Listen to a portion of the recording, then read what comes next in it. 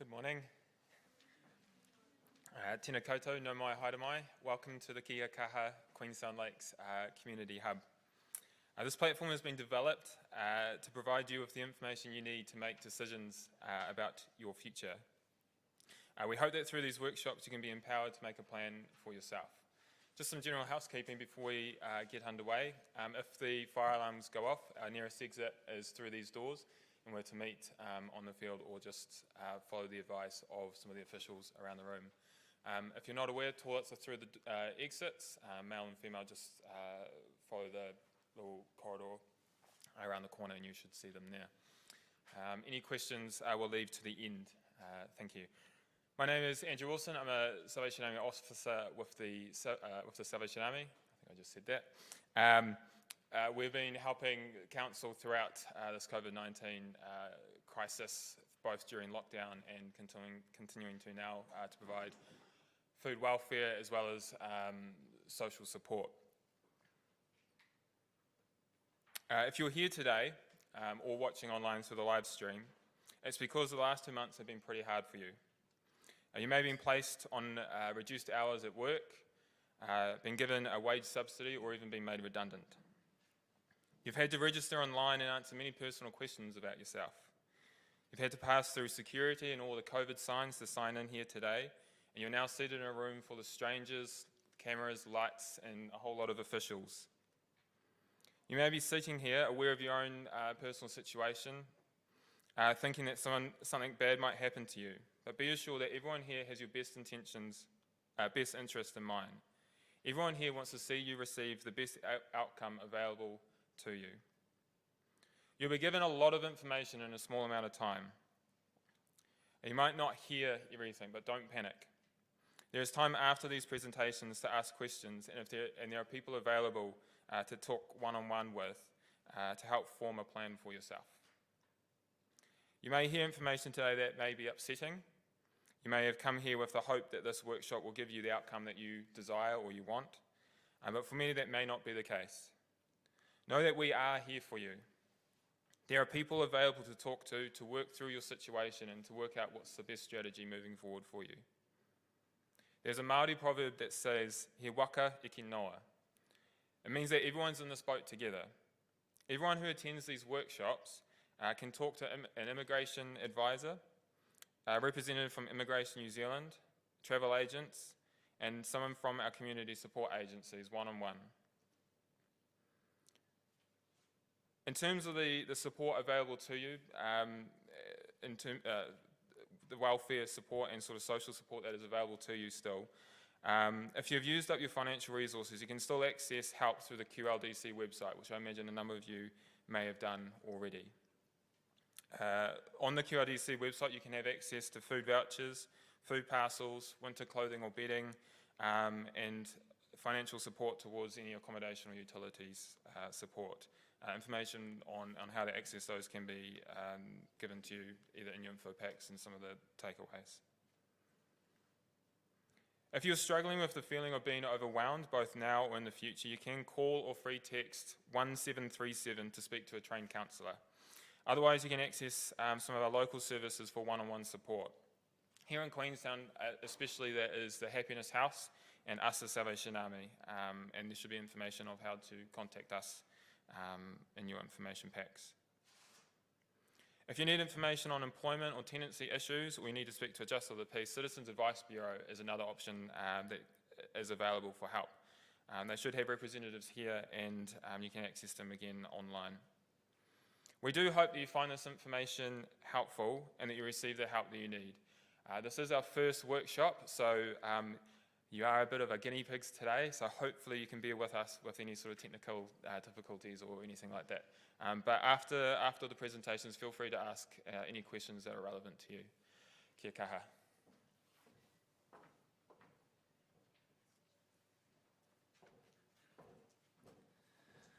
Kia ora everybody, my name's Dave Campbell and I'm the manager with Immigration New Zealand. With me is a number of other immigration officers who are here today to help answer questions from you and to provide you with enough information to enable you to make quality decisions as you move forward throughout the next 2, 3, 4 months period of time. COVID-19 has had a profound impact on all of New Zealand, and in particular on the tourism and hospitality industries throughout the country, and certainly very much a centre of gravity here in Queenstown. We understand the impact that it's had on the Queenstown migrant population, and we are here to provide you folk with the information you need to know to enable you to make decisions to move forward. With us today also is licensed immigration advisors and immigration lawyers who are able to provide free advice in the initial stages to enable you to make decisions. Immigration can't provide advice, we can only provide information. So I would urge that you take the opportunity to engage with those folk that are here today, and if you can't get answers that you need here at this meeting, have an opportunity to have ongoing engagement as we move forward. There'll be a number of you that are here that will be looking to return to your home countries once borders open and airlines are flying. So what we would like to urge you in that context is that you need to register with your embassies, register with the travel agents, and talk to Immigration New Zealand, because these flights happen quite quickly, and we need to make sure that if you are in that category, that we work with you to get organised so that when flights come, that we're able to connect the dots for you. So we've got travel people and repatriation people here as well who will be available to talk to you, and we've got immigration officers at various booths here to discuss these matters with you as well. A lot of you are here because you've had a change of circumstances. Your jobs have changed, your income's changed, you might not have a job. So we've got people here that can just help discuss those sort of things with you as well. We've got changes to the labour market, we've got changes to the number of unemployed New Zealanders that are all going to have an impact on how you are able to look at working in New Zealand moving forward. So Simon, my colleague, he's got some more detail around that, but you know, it's important again that if you find yourself in those situations, that you've got a change of circumstances, that you are engaging with us, and we've got a good number of immigration people in the building right here and now, which I would urge you to have a chat to, have a conversation with, and have a process whereby we're able to maintain communication as we move forward and go on from there. And again, in that setting, our licensed immigration advisors and immigration lawyers are a really good resource for you guys to use in that setting. And they can provide independent advice. So I guess the important thing that I want you to take away from here is that we are here to provide as much information and assistance to you as is possible. The situation is unprecedented worldwide. Queenstown is quite a microcosm of that, but it's having a bigger impact because Queenstown is a tourist, hospo, fun place to be. And so know that we want to help be part of the solution, not part of the problem. And I'll invite Simon to come forward and talk a bit more detail about some of the policy changes that are occurring. Thank you.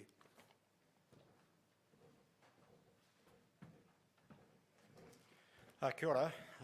I'm Simon Smith. I'm also a manager with Immigration New Zealand, and thank you very much for coming today.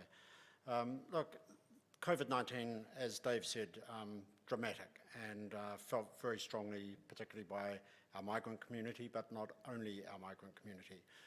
There has been a significant change in New Zealand's labour market as a result of COVID-19. So to give you an idea, in the 2 months leading up to May, almost 40,000 additional people went on to the job seeker benefit with our Ministry of Social Development. So that's a huge increase now up at that stage at the 1st of May up to 6.1% unemployment, which is high for New Zealand. For a long time we've had very low unemployment. And over 1.7 million people are now accessing the wage subsidy scheme, so that employers are able to keep people on while they work out what the future for the company is or what the future for their employees is. So that is a dramatic change. And what that does mean is that that has impacts for migrant communities here also. Because one of the premises of all countries, any immigration mission around the world, is that when it comes to work, the priority is for the nationals of that country. So all of where you come from, where in your country, your government would have the same purpose, was to make sure that local people your own nationals are employed as a priority. And that's one of the things that we have to take account of with Immigration New Zealand. So if there's a change in the market, in the labour market, there is a priority to place New Zealanders into work first. So what that means is that if an employer is wanting to employ a migrant, they still will have to undergo a labour market test. And they will have to demonstrate to Immigration New Zealand that they're unable to employ a New Zealander for the particular job that they're wanting to fill. If they can demonstrate that they're unable to employ a New Zealander and that the person who has applied for that job has the requisite skills, etc., then that's fine. We can and will approve a work visa.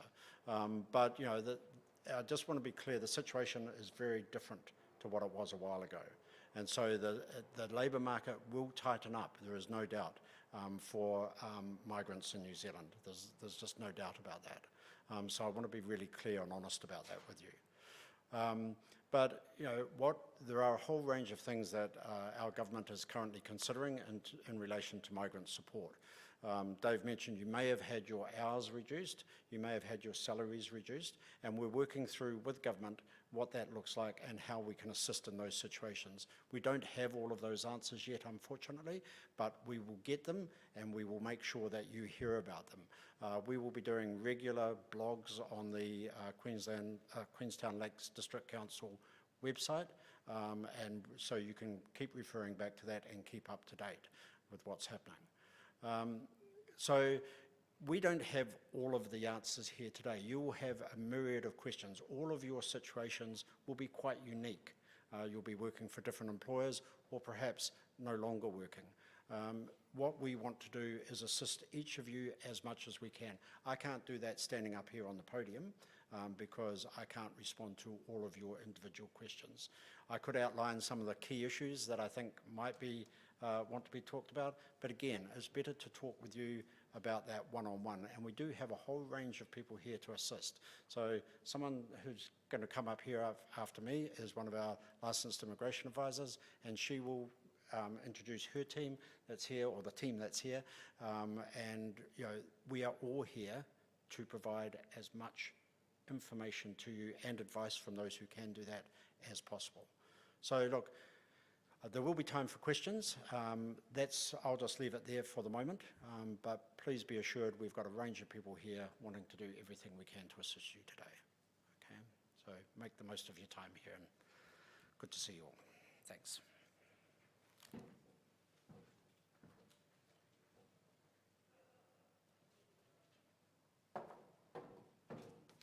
Hello, thank you Simon, and welcome to you all.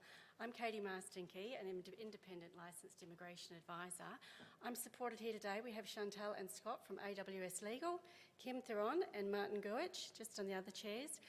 You guys have a myriad of questions. That's why you're here. The Queenstown exemption list no longer applies. If you're looking for a level 4 or 5 visa, it's going to be really hard given the unemployment of New Zealanders. If you have a visa in process, your employer might be getting questions about, is there still no New Zealanders available to do the job? Because INZ will assess your application on the day, will assess the labour market on the day it's being assessed, okay? That's just 3 of the big questions that are being posed to you. You may have questions about humanitarian options, residency pathways, where to from here. So that's what we're here today for. Please do make the most of us. We're independent. The information you give us is confidential. You may need to look for further advice as well, and that's what we're here to help you with, is your pathway and the best we can do. We've got 15-minute slots. Depending on the numbers, depending on what you'd like to do, we'll manage it from there. But please, there's 5 of us here this morning to help you out, so make the most of us. Take care.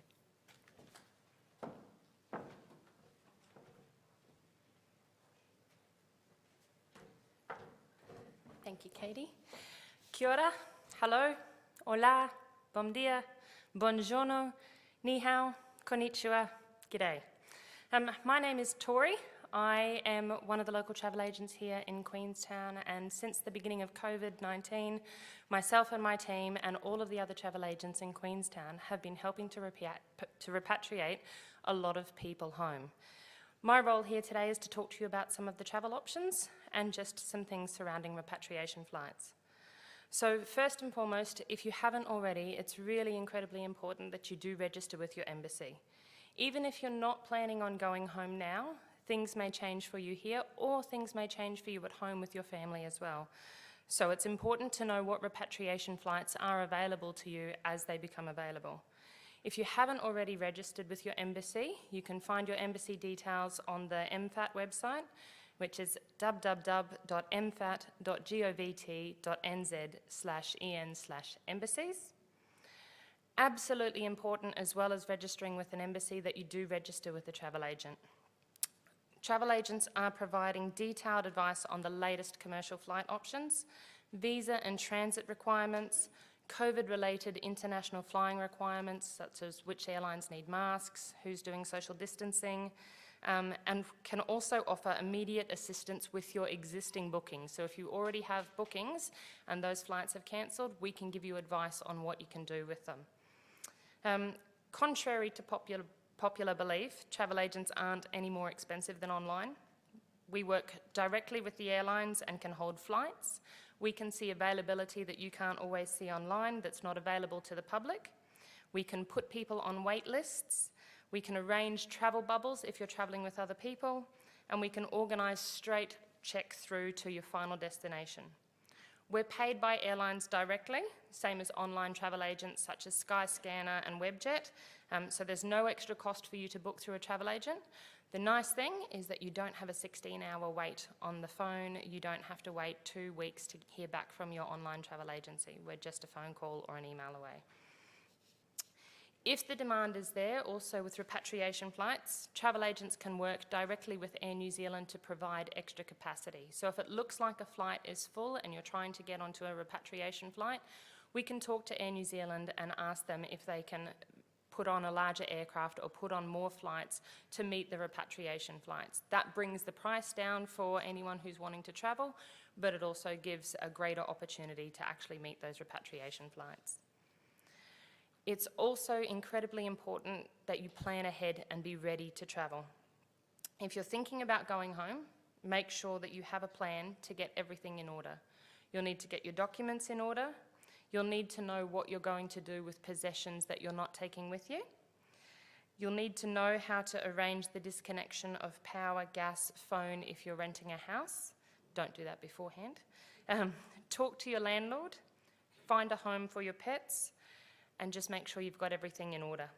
Repatriation flights often occur at very short notice. We've seen travel happen within days, so it's really important that you're prepared and you don't leave everything to the last minute. Now, with regards to repatriation flights, there are 2 different types of flights that you can take. There's charter flights that are occurring around the world to repatriate foreign nationals. There are government-sponsored charter flights, and there are also private charter flights. We only have information on the government-operated flights due to the need to request permission from the government via MFAT and Border Security to land in New Zealand. There are 2 ways that these flights are organised. They're either organised directly with the embassy of the country who's organising those flights, and they will take your name, or they'll take names and details, and they'll put people directly on those flights. Other people will engage a travel agent, and they'll make bookings directly through them. As you may have seen, there are very few commercial options at the moment. There are only 5 flights a week via the US to Europe and the UK. There are some flights via Australia to the UK and Europe with Qatar and Emirates, but those have only just recommenced. There are no commercial flights whatsoever into South America, and there's a potential that this may continue for a few more months yet. Access to Singapore, Hong Kong, Shanghai and Guangzhou is available, but again, only if you hold a passport for that country. So I have a team of people here today. We're happy to talk to you. Do make sure you register with a travel agent and just find out what your options are. It doesn't necessarily mean that you have to confirm anything, but just knowing what your options are, when it's likely that borders might open. We can talk to you about what your options are in terms of transiting and where you can transit. So thank you for your time. Kia kaha.